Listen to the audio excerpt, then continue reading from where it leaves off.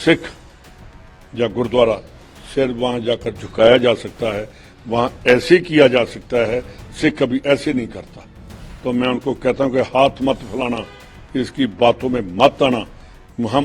हम लोगों ने हमने गुरुद्वारा में लंगर लगाकर प्रथा चलाई है, हम वहां से पेट भरकर भेजते हैं, हम खाली पेट कभी किसी को नहीं भेजते। इसको बता दो कि ग्रंथी जो है सिख अपने आप में हैं कि वो किसी भी अपने गुरुद्वारा में वो पुजारी को, उसके ग्रंथी को, उस पाठी को वो अपने हाथ अपनी जेब से देते हैं। कभी सरकार के नीचे, सरकार के आगे हाथ नहीं फैलाएंगे।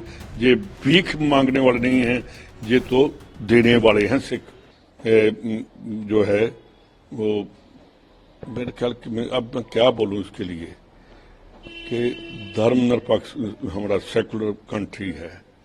ऐसे लालच देकर मैं इनको कहता हूं कि पहले पंजाब में तो दे दो, वहां तो एक एक गांव में 4-4 गुरुद्वारा हैं, वहां ग्रंथियों को तनख्वाह नहीं दी जाती, गांव वाले नहीं दे पाते, और वहां वो कई गांव में तो लोग आप उठकर सुबह गुरुद्वारे को अरदास करते हैं। मैं इसको कहता हूं कि भाई मत कर, ये श्रद्धा रहने दे। अगर गुरुद्वारे सरकार की होगी तो फिर भगवान भी सरकारी हो जाएगा, फिर वहां में केजरीवाल का ही नाम चलेगा, वहां भगवान नहीं चलेगा। मैं इसको बेनती करता हूं कि गुरुद्वारे जो हैं और मंदिर हैं और जो दूसरी जगह हैं उनको सरकार के नीचे नहीं लेकर आना चाहिए। बहुत मुश्किल से जब पाकिस्तान, जब अंग्रेजों का राज था, हमें पता है कि गुरुद्वारे कैसे आजाद करवाए थे, कितनी कुर्बानी हुई थी। केजरीवाल साहब, आप देश को धर्म निरपेक्ष रहने दो, ये गुरुद्वारों में सरकारी तनख्वाहें मत लेकर जाओ। कल आपको कहो कि जो वहां चंदा आता है, जो लोग माथा टेकते हैं, वो सरकार का होगा। श्रोमणी गुरुद्वारा, दिल्ली गुरुद्वारा प्रबंधक कमेटी, उनके जो गुरुद्वारे हैं वहां आप तनख्वाह दोगे तो वो क्या करेगी? ये बहुत देश को पता नहीं किस साइड ये लेकर जाना चाहता है केजरीवाल। मेरे ख्याल में मैं एक बात आप और इनसे केजरीवाल से पूछना चाहता हूं कि भाई पंजाब में जो आपने वादे किए हैं उनमें से एक ही पूरा कर दो। किसान वहां लाठियां खा रहे हैं।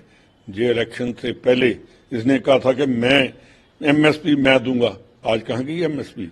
जो वहां भगवंत मान था, इन्होंने कहा था कि अगर पंजाब सरकार नहीं दे सकती, किसानों को नहीं उठा सकती, तो हम इनकी एमएसपी करेंगे।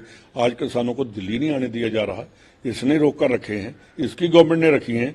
सुप्रीमो इसी कहते हैं, जिंदाबाद का नारा पंजाब में कहते हैं अब की बार केजरीवाल। तो केजरीवाल जाकर पंजाब के किसानों के साथ क्यों नहीं बैठता? क्यों नहीं उनका पता लेने गया? क्यों उनका आज पूरा पंजाब बंद है? क्यों नहीं आज उसके हक में कोई बात कर रहा है? ये इसलिए ये आदमी ड्रामेबाज है, इसने ड्रामा कर दिया और ये ड्रामे के साथ दिल्ली को भी खत्म करेगा, जो हमारी राजधानी है, जो हमारा सर ऊंचा किया था। मैं इनसे पूछना चाहता हूं कि जो शीला दीक्षित जी की जो योजना है वो क्यों बंद कर दी? उनके जो उसने 15 साल डेवलपमेंट की, वो डेवलपमेंट कहाँ गई? क्यों नहीं? वो तो नहीं कभी रुका। उस टाइम भी एलजी था, आज भी एलजी है। ये ऐसा मुंह बनाकर मफलर, अब तो इसका मफलर भी नहीं कहीं दिखाई दिया। खांसी भी पता नहीं कहाँ भागी, चीफ मिनिस्टर बनते। छोटा घर भी भाग गया कि जो कहते थे बड़े बड़े घर में हम नहीं रहेंगे, तो वो कितने पता नहीं कितने करोड़ का, मैं सोच भी नहीं सकता वैसा जैसा बना है, तो वो कहाँ गए? लेकिन सर आपने तो बड़ी बात कही कि सरकार को मंदिर मस्जिद गुरुद्वारे में नहीं घुसना चाहिए, नहीं घुसना चाहिए। 17 महीने से दिल्ली में मौलानाओं को प्रॉमिस किया गया था वेतन देंगे, 17 महीने से तनख्वाह नहीं मिली है। तो फिर आज वो मौलाना इनके घर के बाहर पहुंचे धरना प्रदर्शन करने, फिर ये पुजारी और गुरुद्वारा में ग्रंथियों को पैसे मैं अजीत जी आपको जो कहता हूं कि ऐसा आदमी है कि कोई भी झूठ बोल सकता है, और ऐसे शरीफ बनकर झूठ बोलता है तो लोग कहते हैं कि पता नहीं इतना शरीफ आदमी कहां से आ गया। तो इनसे बचना चाहिए। और मैं अपने गुरुद्वारों को जो ग्रंथी हैं, मैं उनको कहता हूं कि आप कभी सिख या गुरुद्वारा सिर वहां जाकर झुकाया जा सकता है, वहां ऐसे किया जा सकता है, सिख कभी ऐसे नहीं करता। तो मैं उनको कहता हूं कि हाथ मत फैलाना, इसकी बातों में मत आना।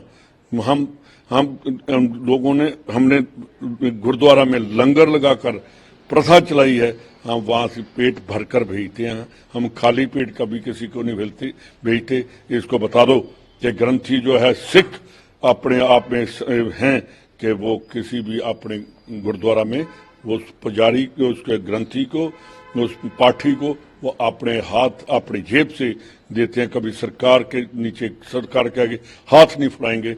ये भीख मांगने वाले नहीं हैं, ये तो देने वाले हैं सिख।